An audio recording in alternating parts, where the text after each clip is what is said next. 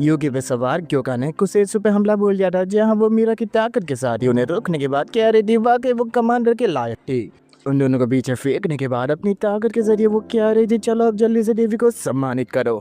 कुसेत्सु ने fader bullets की बौछार कर दी थी, जहाँ क्योका सिर्फ अपने तलवार के भरोसे सभी पंखों को चीरने के बाद कुसेत्सु के टुकड़े करने आ रही थी, लेकिन वो बस अपने हाथों से तलवार को रोक देती है जैसा कि वो कुछ भी नहीं है। ऐसे विचार में क्योका पड़ी हुई थी, लेकिन कुसेत्सु की लाट ने उसे काफी दूर भेजा था, जहाँ यूकी डूबे के बीच से निकल के हमला करने आया था, जिसे भी वो काफी आसानी से फेंक देती है। कितने नादान हो, मुझे वाकई हराने का ख्वाब देख रहे थे, मुझसे भी कई ताकतवर ठंडक गॉड से, लेकिन वो सब बस फक की बात है। मैं जल्द ही उन सभी से ताकतवर बनने वाली हूँ।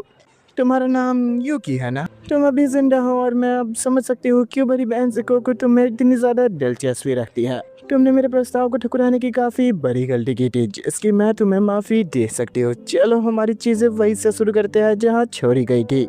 वो बिल्कुल ही पागलपंती दिखा रही थी, जहाँ वो यूकी को किस करने के लिए आगे बढ़ती है, लेकिन उसे प्यार के बजाय लात मिली थी, जो कि बहना थी। मेरे भाई के साथ जबरदस्ती करने वाली लड़की को मैं जिंदा नहीं छोड़ने वाली।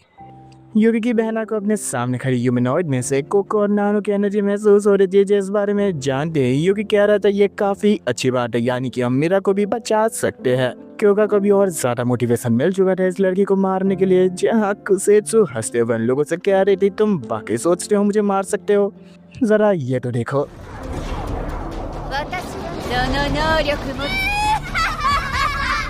उसके अनगिनत क्लोन बनने के बाद वो उन सभी से कह रही थी मैं किसी को कंज्यूम करने के बाद उनकी पावर्स भी इस्तेमाल कर सकती हूँ। बेवकूफ़ो। साथ ही वो अपना आखिरी पट्टा खोलती है, जिसके चलते माटो डायमेंशन से आज तक का सबसे बड़ा सुकी बाहर आ रहा था। यूकी उसे देखने में खो चुका था, जहाँ बहना का कहना था अपना ध्यान मत भटकाओ, जिस पर कुसेत्सु कह रही थी मीरा ने बस यही गलती की थी। मीरा की टोपी को गर्व के संग उठाते हुए क्योका कह रही थी तुम डीमन डिफेंस फोर्स के काम करने के तरीके कभी नहीं समझ सकती। मीरा ने सही फैसला लिया था, तुम्हें रोकने के संग ही इस पूरी जगह को बचा कर, नहीं तो तुम कितना आतंक फैलाती बाद में किसी को नहीं पता। बची कुछ ये लड़ाई अब हम निपटाने वाले हैं। सुप्रीम कमांडर के हेडक्वार्टर्स पे जीना वीडियो कॉल के जरिए रेन को सभी घटनाओं के बारे में बता रही थी, साथ ही वो रिइंफोर्समेंट भी भेज चुकी है। टेंका, टोवेरा और माया। एक काफी बड़ी लड़ाई इन सभी के बीच अब छिड़ने वाली है, जहां पर टोवेरा उन सभी कुसेत्सु से कह रही थी तुम किसे मारने की बात कर रही हो? डीमन डिफेंस फोर्स की सुप्रीम कमांडर यहां आ चुकी है। कुसेत्सु आपस में बातें करने लग जाती है आखिर ये सुप्रीम कमांडर होता क्या है।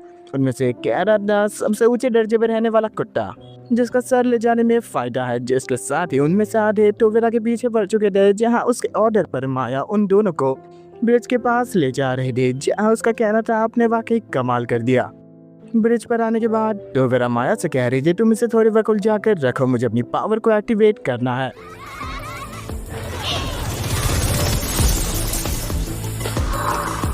कुसेत्सु की फेडर बुलेट्स को माया अपने ग्रेट हैंड की मदद से रोक रही थी, लेकिन वो काफी ज्यादा ताकतवर थे, जिस कारण उसे अनगिनत बार अपने ग्रेट हैंड को एक्टिवेट करना पड़ता है, जहां कुसेत्सु के फेडर बुलेट्स रुकने का नाम नहीं ले रहे थे। काफी वक्त तक हमला करने के बाद कुसेत्सु रुकती है, जहां उसके सामने माया अब भी डट कर खड़ी थी, जिस पर कुसेत्सु उसकी तारीफ तो करती है, जहां उसका कहना था चलो देखते हैं हम तुम एक साथ कितने लोगों के हमलों को रोक सकती हो। माया काफी ज्यादा थक चुकी थी, जहाँ पर उसने तब तक लड़ने का फैसला किया था जब तक वो बेहोश ना हो जाए, लेकिन टोवेरा कहती है शांत हो जाओ मैं तैयार हूँ। अब अपनी पावर इफेर्मिला के संग वो आसपास मौजूद सभी कुसेत्सु की लाइफ एनर्जी को एक साथ कंज्यूम कर लेती है। वो सभी क्लोन अपने बुढ़ापे में आ चुके थे और उसके सामने ही दम तोड़ देते हैं। ब्रिज के पीछे छुपी एक कुसेत्सु उसके और हमला करने आ रही थी, जहाँ टोवेरा डायरेक्ट टच के साथ ही उसकी पूरी लाइफ एनर्जी कंज्यूम कर लेती है। माया का कहना था आपने वाकई कमाल कर दिया। टोवेरा माया के बट पर शाबाशी देते हुए कह रही थी देखा तुमने मुझ में अभी जवानी जैसी बात है। हेडक्वार्टर्स में जीना रेन को रिपोर्ट दे रही थी, जहां उसका कहना था दुश्मनों को बांट दिया गया है, लेकिन एक बड़ी आफत हमारे सिर पे मंडरा रही है, जिसका रेन अकेले सामना करने का फैसला करती है। अमेरिका में बैठी रेन अपनी power all encompassing god of the cosmos के साथ एक हमला जापान की ओर भेजती है, इस भरोसे के साथ कोई भी हवाई जहाज तबाह नहीं होने वाला। प्रेसिडेंट उसकी प्रशंसा में कह रही है वाकई तुम कमाल हो, इस दुनिया का उद्धार करने के लिए ही तुम्हारा जन्म हुआ है।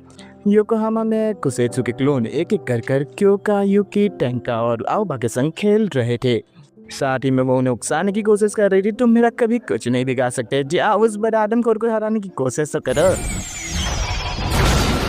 एक काफी बड़े विस्फोट के साथ कुसेत्सु का हुकुम का पट्टा मारा गया था, जिस कारण वो गुस्से में आ चुकी थी क्योंकि वो उसकी बहन शिकोकू का गिफ्ट था उसके लिए। जहाँ क्योका क्लैरिटी सुप्रीम कमांडर के लिए ये टारगेट काफी ज्यादा आसान था। कुसेत्सु के सभी क्लोन अब एक साथ हमला करने उतर पड़े थे, जहाँ टैंक का उसके हमलों से बचते बचाते टेलीपोर्ट हो रहे थे, लेकिन उसका एक हमला पेट में लग चुका था। बस वो छोटी सी खरोच थी, लेकिन वो सब ज्यादा सतर्क रहने की जरूरत है। जहाँ क्यों का भी लड़ाई झगड़े में उलझी हुई थी, वही कुसेत्सु का सोचना था उसके क्लोन मीरा के मुकाबले थोड़े ज्यादा ही फ्रेजाइल है, मुझे लगता है सारा ट्रेनिंग की जरूरत है। कुसेत्सु की एक क्लोन ने युकी की वहां पे हमला कर उसका खून बहा दिया था, जिसे देखकर बहना काफी ज्यादा गुस्से में आ जाती है। अपने बालों के जाल में उसे पकड़ने के बाद पावर ब्लास्ट के संग वो उसके शरीर के छितरे करने वाली थी। जहाँ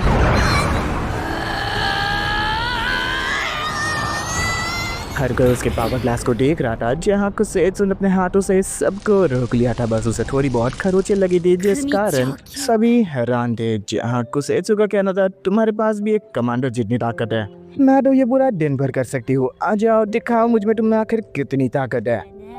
तुम नाकारा, आ जाओ ना।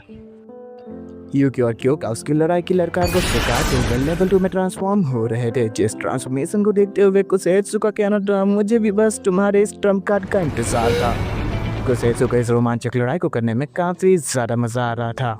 गोल्डन ट्रांसफॉर्मेशन की एनर्जी देखकर माया का कहना था, ये कुछ ज्यादा ही ताकतवर है। तो वेरा का कहना था, इस लड़के युकी वाकुरा में वाकई काफी ज्यादा पोटेंशियल है, मुझे इंतजार है जल्द ही हमारे घर पे लेके आ जाए। बस पूरे के पूरे आजुमा परिवार को इस लड़के को अपना बनाने में कोई कसर नहीं छोड़नी है, सब एक साथ टूट पड़ेंगे।